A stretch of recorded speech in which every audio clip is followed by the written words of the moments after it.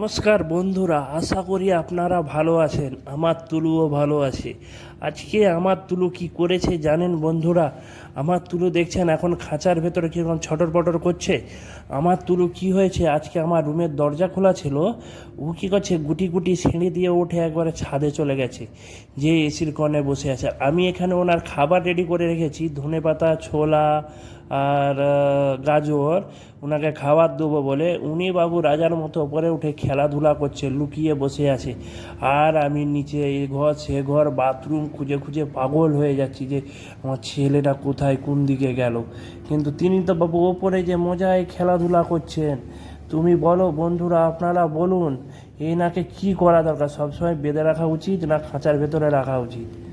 আমি তো সবসময় আমার তুলুকে রাতটুকু ঘুমানোর জন্য আমার খাঁচার ভেতরে ঢুকিয়ে খাবার টাবার দিয়ে মশারি টাঙিয়ে ঘুম করে, কিন্তু ইনি বাবু তো রাজার মতো থাকতে চায়, শুধু খোলামেলা থাকবে। হ্যাঁ, এই এই এই এই করতে